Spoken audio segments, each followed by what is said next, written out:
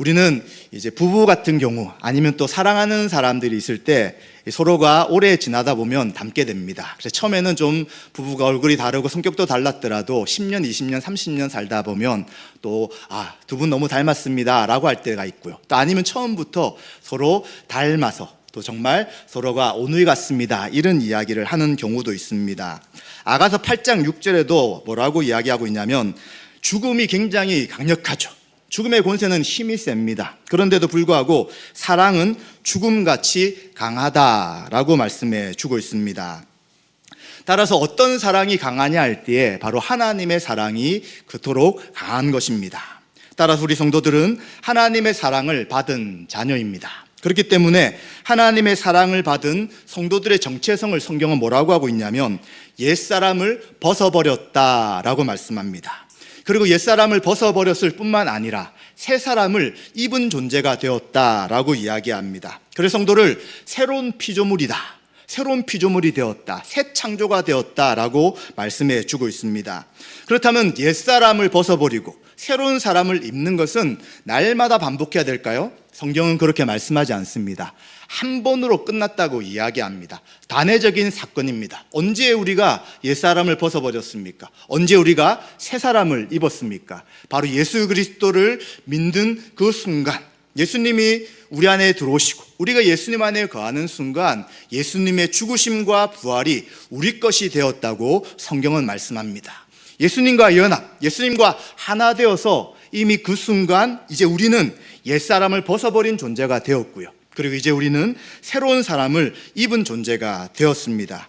그렇기 때문에 옛사람의 옛 모습인 거짓과 분냄과 도둑질을 멈추라고 이야기하고요. 더러운 말도 입 밖으로 내지 말라고 말씀하고 있습니다. 바로 우리는 새로운 존재가 되었기에 날마다 심령이 새롭게 되어 하나님의 뜻대로 순종하는 거룩한 존재이기에 그렇게 하라라고 말씀하였습니다. 오늘 읽었던 말씀도 마찬가지입니다. 우리가 하나님의 사랑을 받는 자녀라면 하나님의 사랑을 받는 자녀로서 살아갈 삶에 대한 이야기를 하고 있습니다. 계속 지금 에베소서 5장, 4장 이후부터는 이제 말씀에 순종할 것에 대한 명령이 나타나기 때문에 우리가 이 말씀을 들을 때 부담스러울 수 있습니다. 이 하나님의 말씀을 우리가 어떻게 순종할 수 있을까? 어떻게 하나님 말씀을 지킬 수 있을까라고 염려가 될 수 있지만 성경은 항상 명령 이전에 은혜가 있다는 것을 기억해야 합니다. 하나님이 우리에게 은혜를 베풀어 주셨고 그 은혜에 근거하여서 삶을 살아가라라고 명령하는 것입니다. 성경 읽다 보면 명령밖에 없는데 어디에 은혜가 있습니까? 라고 물으실 분도 있습니다. 그러나 항상 성경은 명령이 있다면 그 명령은 은혜를 전제하는 것입니다. 그래서 우리가 살펴보는 에베소서도 1장부터 3장까지 하나님의 심판받기에 충분했던 우리들이 어떻게 하나님 은혜로 구원을 받았는지를 이야기합니다. 허물과 죄로 죽어 심판 가운데 있던 우리들이 어떻게 하나님의 백성이 되었는지를 이야기하는 것입니다. 그래서 이 은혜를 받은 자들은 생명을 받은 성도들이기에 이제는 생명을 따라 믿음의 삶을 살아가는 삶의 변화가 있다는 것을 말씀해 주는 것이죠. 그래서 성경을 읽으시다가 명령, 이렇게 해야 된다, 저렇게 해야 된다라는 명령의 말씀이 있다면 부담을 갖지 마시고 이것은 은혜가 전제되어 있는 것이지, 내가 이런 명령을 할 수 없는 존재였으나 이 말씀을 할 수 있도록 변화시키셨기 때문에 지금 하라고 말씀하는구나 라고 이해한다면 우린 신약이나 구약의 여러 명령의 말씀에 대해 부담스럽고 힘든 것이 아니라 하나님의 은혜로 살아갈 수 있다는 것을 기억하셔야 합니다. 또한 이것을 기억할 때 또 중요한 것은, 그렇다면 기독교, 우리가 믿는 신앙은 윤리적이나 행동의 변화를 이야기하는 것이 아닙니다. 이렇게 살아라, 저렇게 살아라, 이렇게 사는 것이 기독교인이다, 그렇게 말하는 것이 아니라 성경은 생명이 없는 우리들은 어떻게라도 하나님 뜻대로 순종할 수 없다는 것입니다. 어떻게 살더라도 거룩하게 살 수 없다는 것을 이야기합니다. 그래서 생명이 있을 때, 죽은 생명이 다시 살아날 때 이제는 하나님 말씀대로 살아갈 수 있다는 것입니다. 그래서 윤리, 도덕적인 것이 기독교가 아니라 생명이 있을 때 하나님처럼 살아가는 것이고요, 그 생명을 통해 하나님의 사랑을 할 때 그 사랑을 받은 자들이 말씀에 순종할 수 있다는 것을 기억해야 되는 것입니다. 이것을 기억하지 못한다면 우리의 신앙은 지치고 힘들고 자꾸 강압되는 것처럼 느껴지면서 기독교가 무엇인지 또 복음이 무엇인지를 잃어버리게 되는 것이죠. 그러나 생명의 역사를 통해 우리의 삶이 변화될 때 윤리와 도덕이 나타나는 것이고요. 하나님의 사랑 때문에 말씀대로 살려고 하는 그 열망이 생길 때 순종한다는 것을 안다면 신앙생활은 힘들고 어려운 것이 아니라 사랑으로 인하여 그 죽음보다 강한 사랑으로 인해서 하나님을 사랑하며 말씀에 순종하는 그러한 삶이 신앙임을 알게 되는 것입니다. 이러한 내용을 오늘 계속해서 말씀하는 것입니다. 우리 성도를 뭐라고 이야기하냐면 하나님의 사랑을 받은 자녀다라고 말씀하고 있습니다. 하나님의 사랑을 받은 자녀가 할 일들이 있다라고 이야기하시는데 30절과 32절에는 성령님을 근심하게 하지 말라라고 이야기합니다. 하나님의 사랑을 받았는데 왜 성령 하나님을 근심하지 말라고 이야기할까요? 먼저 30절의 말씀처럼 우선은 성령님이 우리를 하나 되게 하셨기 때문입니다. 우리는 예수 그리스도 믿기 전에는 개개인이 존재하였습니다. 각자가 살아갔던 인생이었습니다. 그러나 예수님 믿고 우리는 그리스도 안에 있게 되면서 우리만 그리스도 안에 존재하는 것이 아니라 모든 성도가 다 함께 그리스도 안에 존재하게 되는 것이죠. 바로 에베소 4장 3절 말씀처럼 성령이 하나님 교회가 되게 하셨고요. 또 성령을 믿는 자들을 그리스도 앞하여 하나 되게 하셨다라고 이야기합니다. 이미 우리는 하나 된 존재라고 말씀하는 것이죠. 따라 성령님은 성도들이 화평과 사랑과 섬김을 통해 그리스도의 충만함이 이루도록 역사하고 계시는 것입니다. 따라서 교회가 한 몸됨을 힘써 지키지 못하고 분열하거나 다툰다면 그것은 성령님을 근심하게 하는 일이 될 수 있다는 것입니다. 성령 하나님 우리를 하나 되게 하셨는데 하나됨을 깨트리니 당연히 근심하게 된다는 것입니다. 왜 성령님이 근심할까요? 성령님은 우리와 같은 인격적 존재이기 때문입니다. 즉시 우리의 상태를 바꾸시거나 먼저 화를 내시는 그러한 성령님이 아니라 근심하시는 분이에요. 하나가 되었는데 예수 그리스도의 피로 하나가 되었는데 왜 그리스도의 몸이 분열되고 나눠지고 찢기느냐라고 하며 성령님은 우리 안에서 또 교회 안에서 탄식하고 근심하는 분이라는 것입니다. 그렇기 때문에 우리는 이 성령님이 하나님의 백성들이 불순종하고 반역할 때 괴로워하며 슬퍼하신다는 것을 기억해야 되는 것이죠. 그냥 나 혼자의 문제가 아니라 우리 교회만의 문제가 아니라 우리 안에 우리 교회 가운데 계신 성령 하나님이 근심하며 슬퍼하는 것이기 때문에 이것은 문제가 큰 것입니다. 따라서 우리는 성도들이 성령이 하나 되게 하신 것을 힘써 지키지 않고 도리어 분열을 일으킬 때 성령님이 슬퍼한다는 것을 기억하실 뿐만 아니라 또 성도들이 지체로서 도저히 할 수 없는 행동들을 하며 범죄할 때 성령 하나님은 괴로워하신다는 것을 기억해야 하는 것입니다. 한 몸 된 교회, 서로 사랑하고 섬기며 지체로 살아가는 교회로 회복하시기 위하여 성령님은 말씀으로 인도하시고 날마다 그 말씀에 순종하며 혹시 하나됨이 깨어져 있다면 그 하나됨을 이제 다시 일치될 수 있도록 역사하시는 분이라는 것을 우리는 기억해야 합니다. 또한 우리가 왜 하나님의 사랑을 받은 자녀로서 이제 성령님을 근심하지 않아야 합니까? 바로 성령님은 우리 성도들, 교회가 최종적인 구원에 이를 때까지 성령으로 인쳐주셨기 때문입니다.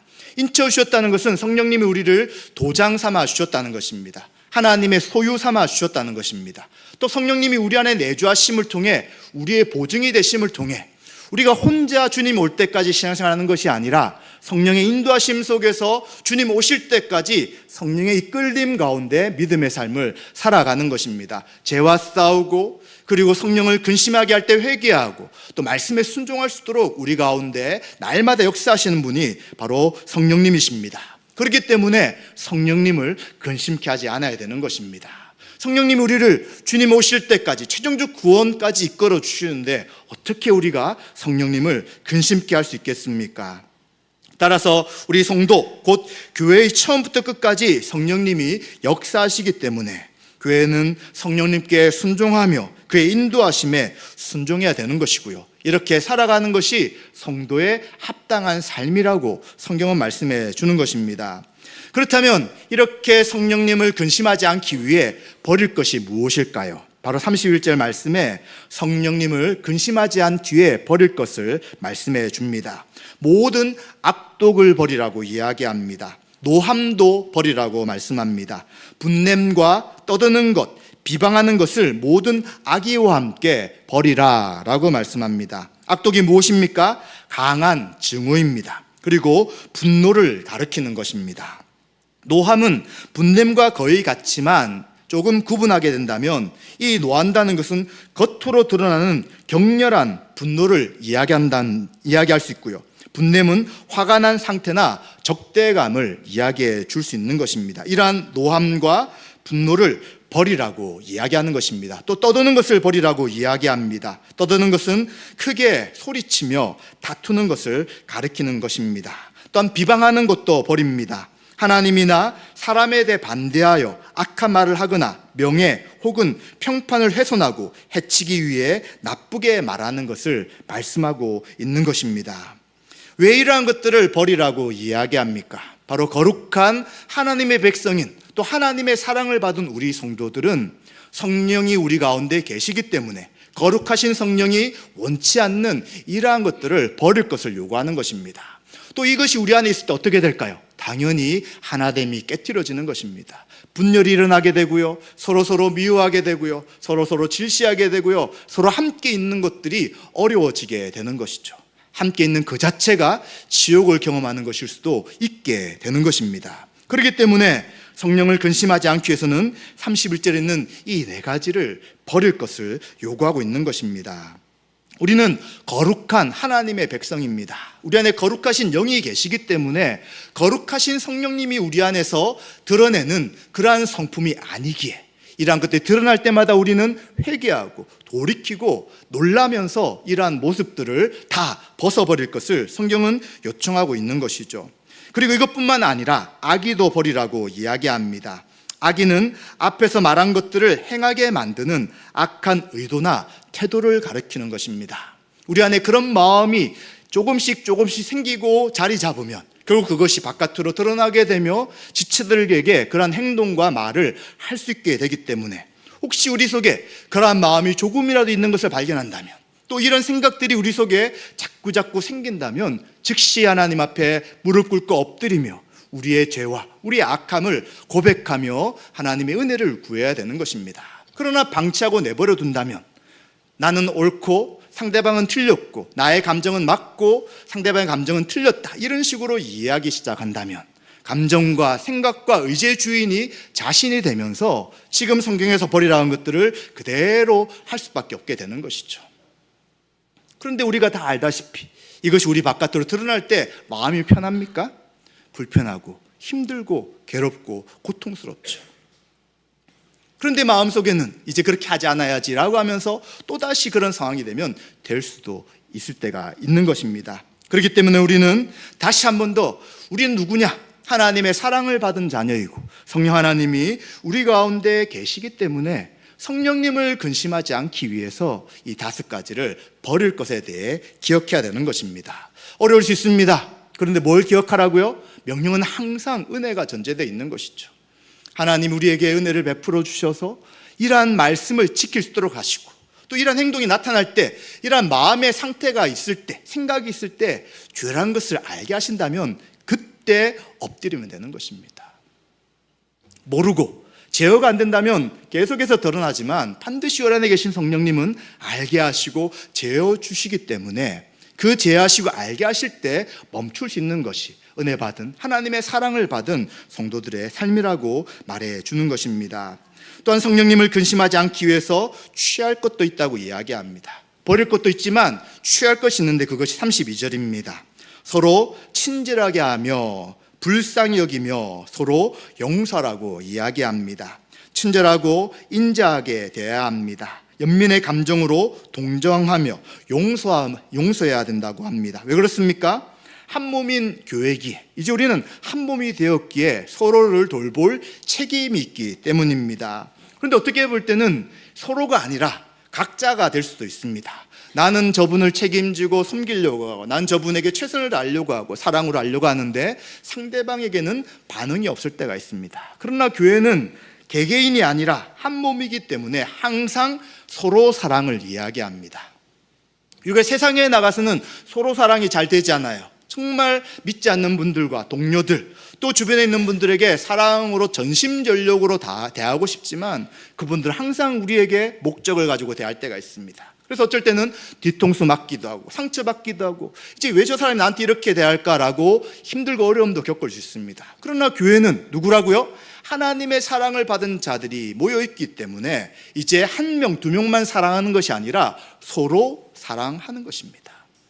한 분이 사랑하고 또 다른 분이 사랑하고 또 다른 분이 사랑하고 서로 사랑함을 통하여 모든 분들이 서로 사랑하게 되는 것이 바로 교회 공동체의 특징이라고 이야기하는 것이죠.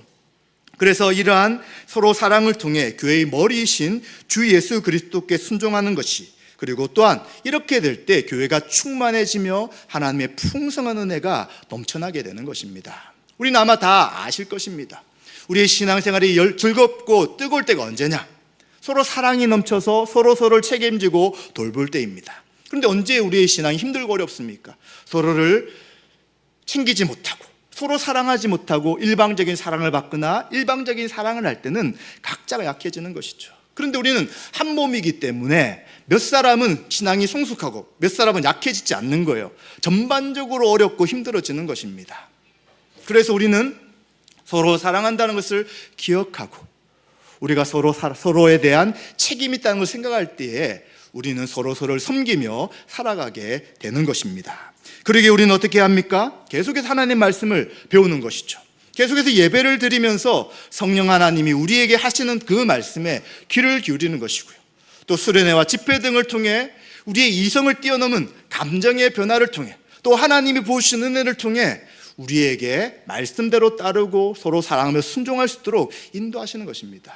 그래서 교회 하는 모든 일들은 서로 사랑하며 하나를 지켜나가기 위한 모든 모임이라고, 그러한 시간들이라고 우리는 생각해야 될 것입니다. 또한 우리는 어떻게 친절과 불쌍히김과 용서를 할 수 있습니까? 이것은 우리 자신에게 있는 성품이 사실은 아닙니다. 우리가 예수님 믿기 전에 우리 안에 있었던 그런 근본 성품이 아니죠. 다 반대되는 거예요. 우리는 친절하지 않고요, 불쌍히 여기지 못하고요, 그리고 용서하지 않는 것이 우리의 죄된 본성입니다. 그런데 이러한 마음을 가졌다는 것은 하나님의 성품이 우리 안에 있다는 것입니다. 어떻게 우리 안에 이러한 하나님의 성품을 가지게 되었습니까? 바로 인자와 긍휼은 용서를 전제로 하는 것입니다. 하나님은 그리스도 안에서 우리를 용서하셨습니다. 언제 우리를 용서하셨다고요? 우리가 죄인이었을 때, 우리가 하나님 앞에 나가지 않았을 때, 또 경건하지 않을 때, 이럴 때 하나님이 우리를 예수 그리스도를 보내심을 통해 우리 대신 십자가에서 형벌대속적 죽음을 죽게 하신 것이죠. 왜 그렇습니까? 왜? 우린 이유를 설명할 수가 없습니다. 단지 성경은 하나님이 우리를 사랑하시기 때문이라고 이야기합니다. 예수님이 우리를 사랑하시기 때문이라고 이야기합니다. 그래서 지금 말했던 이 모든 것은 하나님의 사랑이 무엇인지 우리가 알 때, 그 하나님의 사랑을 받은 사람들만이 할 수 있는 하나님의 선포인 것도 우리는 생각해야 되는 것입니다. 이처럼 우리는 하나님의 용서를 기억할 때 꼭 기억할 것이 있습니다. 바로 우리 자신이 용서받을 가치가 없는 사람이었다는 것, 참혹한 죄인이었다는 것을 기억해야 합니다. 내가 죄인이 아니었고 괜찮게 살다가 또 그냥 하나님께서 나를 부르셔서 교회에 왔고 예배드리고 있고 하나님 백성이 되었다라고 하면 이제 그동안 잘 살았던 것 때문에 나보다 잘 살지 못하는 사람들, 하나님 말씀대로 따르지 않는 사람들, 또 나에게 잘못을 하는 사람들에 대해 용납이 되지 않죠. 어떻게 감히 저렇게 할 수 있을까라는 생각을 합니다. 근데 그나나 다 똑같이 하나님 앞에 심판받기에 충분한 사람들이었다, 참혹한 죄인이었다는 것을 알게 된다면 우리는 내가 저 사람보다 높거나 저 사람은 어떻게 나한테 이렇게 할 수 있을까, 어떻게 저 사람이 저럴 수 있을까라는 생각을 할 수 없다는 것이죠. 그래서 우리는 용서받을 가치가 있었던 자들이 아니라 용서받을 가치가 없었던 것임을 알 때 용서와 용납과 불쌍히 여길 수 있다는 것입니다. 또 한 가지는 하나님 우리를 용서하시기 위하여 자기 아들을 심판과 죽음에 내어주신 큰 희생을 치르셨다는 것입니다. 그냥 아무것도 하지 않고 그래 죄를 용서해 줄게가 아니라 하나님의 아들을 이 땅에 보내시고 인간으로 오실 뿐만 아니라 고난받고 십자가에 죽으시며 사람들의 멸시를 받으며 죽으신 분이 바로 예수님이십니다. 그러한 희생을 통해 우리를 용서하시고 사랑하셨다면 우리 또한 그 똑같은 은혜를 받은 지체들이 옆에 있을 때 그들을 어떻게 대할 것인지는 너무나도 분명한 것입니다. 그렇기 때문에 이것은 그래 내가 의지로 결단으로 해야지가 아니라 하나님의 사랑이 우리 가운데 충만할 때, 그리고 하나님 말씀을 내가 받아들이고 감정과 의지와 그리고 생각을 그 말씀에 굴복시킬 때에 서로 사랑함으로 한 공동체를 이루어갈 수 있다는 것도 우리는 기억해야 되는 것입니다. 그런데 우리가 누구라고요? 하나님의 사랑을 받은 사람들이기에 그러한 삶을 살 수 있습니다. 못한다고 생각하시고 나는 할 수 없다고 생각하지 마시고 하나님이 우리 가운데 함께 하시기에, 하나님이 이미 그 사랑을 보여주셨기에 우리는 이 말씀대로 따를 수 있다는 것을 기억해야 되는 것입니다. 또한 우리는 하나님의 사랑을 받은 자녀라면 하나님의 아버지를 본받는 사람입니다. 또 하나님 아버지를 본받는다는 것은 예수 그리스도를 본받는 자라는 것 또한 기억해야 되는 것입니다. 여러분의 자녀들이나 또 여러분과 닮은 사람들이 있죠. 특히 자녀를 볼 때 굉장히 닮지 않아도 한 가지는 닮은 게 있습니다.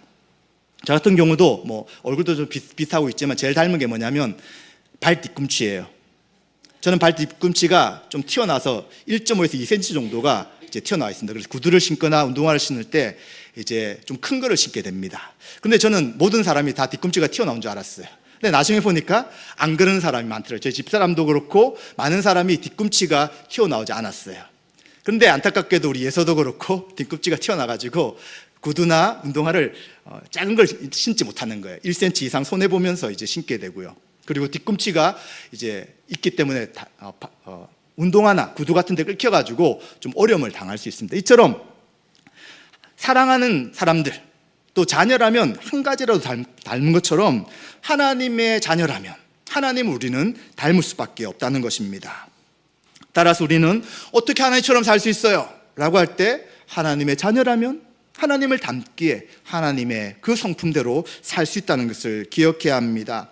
그런데 보이지 않는 하나님 우리가 어떻게 닮아갈까요? 라고 할 때 보이지 않는 하나님이 바로 그 예수 그리스도를 통해서 하나님이 누구시며 어떤 삶을 사셨는지를 다 보여주셨기 때문에 우리 말씀에 기록되어 있는 예수님의 삶과 그리고 그분이 어떠한 분이신지를 닮아간다면 우리는 하나님을 닮아가는 사람이라고 말할 수 있는 것입니다. 예수 그리스도는 우리를 사랑하셨습니다. 따라서 예수님이 우리를 사랑하신 것처럼 우리도 서로 사랑할 것을 요구받고 있습니다. 예수 그리스도의 사랑 어떤 사랑이었습니까? 자신을 희생한 사랑이었습니다. 제자들에게 발을 씻기면서 사랑하라고 이야기하시되 바로 예수님이 본을 먼저 보여주셨고요. 그리고 자신의 목숨을 내어놓으면서 예수님은 그 하나님의 사랑이 어떠한지, 예수님이 제자들을 얼마나 사랑하시는지를 보여주신 것이죠. 그런데 이 사랑은 성경에 나타난 제자들에게만 하는 것이 아니라 지금 이 시대, 지금 이 예배를 드리는 우리 한 분 한 분에게도 동일한 사랑을 보여주시는 것입니다. 따라서 우리는 그 사랑 가운데 하나님을 사랑하고 이웃을 사랑하며 믿음의 삶을 살아가는 것이죠. 이것을 뭐라고 하냐면 하나님 닮는 삶, 그리스도를 닮는 삶은 거룩이라고 이야기합니다.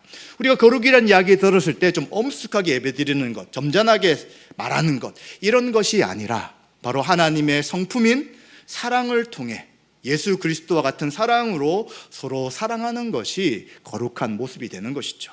그래서 율법은 하나님 사랑과 이웃 사랑, 이 두 가지인데 이 두 가지 중에 더 중요한 것이 무엇이냐면 보이지 않지만 하나님의 사랑을 알 때 보이는 형제자매를 사랑으로 하신 그 사랑을 이야기해 주는 것입니다. 그래서 우리는 예수 그리스도를 본받는다, 예수 그리스도를 닮아간다 라고 할 때에 바로 십자가에서 우리 죄를 대속하여 자신의 모든 것을 내어놓으신 그 희생적 사랑을 본받아 한 몸된 지체를 서로 사랑하며 섬겨가는 것이 하나님이 우리에게 요구하시는 삶이라고 말할 수 있는 것이죠. 이 사랑은 각자가 차이가 날 수 있습니다. 그러나 정말 지체를 위해 기도하며 지체를 섬기기 위해 우리가 생각한다면 하나님께서 우리 각자에게 지혜를 주실 것입니다. 그 주신 지혜로 말 한마디 할 때, 어떤 행동을 할 때 또 무엇인가 할 때 그들을 섬겨 나간다면 결국 그것이 사랑이 되는 것이고요. 사랑은 연습하면 연습할수록 더 커지고 많아지기 때문에 이제 그 사랑이 크고 많아질 때 결국 우리 교회는 그리스도의 몸으로서, 한 몸된 몸으로서 사랑 안에 스스로 세워지게 되고 예수님을 닮아가는 그 모습으로 온전케 되며 풍성한 은혜가 넘쳐나게 될 것입니다. 말씀 마무리하겠습니다. 오늘 성경은 우리에게 하나님의 사랑을 받은 자로 성령을 근심하지 말라라고 말씀하고 있습니다. 버릴 것을 버리고 취할 것을 취하여서 우리 가운데 내주하셔서 예수 그리스도가 오실 때까지 믿음의 삶을 이끌어 주시는 성령님을 근심케 하지 마는 것이 우리 구원받은 하나님의 자녀의 삶이라고 말씀하고 있습니다. 또한 우리는 하나님을 본받는 자가 되어서 서로 사랑하며 용납하는 것이 바로 성도의 삶이라고 말씀하고 있습니다. 그 하나님의 사랑은 그리스도가 보여주신 사랑, 자신을 내어놓는, 목숨까지 내어놓는 그 사랑입니다. 이제 우리는 그 사랑을 어떻게 실천하느냐라고 할 때 다른 사람이라면 할 수 없지만 나라면 나를 사랑합니다. 우리는 그리스도 안에 한 몸이 되었기에 이제 성도가 따로 존재하는 분들이 아니라 바로 나 자신인 것이죠. 그래서 이제 우리는 내 것에 모든 것을 내어놓을지라도 아깝지 않는 그 사랑으로 서로 사랑하며 살아가게 되는 것이 바로 하나님의 사랑을 받은 우리 성도들의 모습일 것입니다.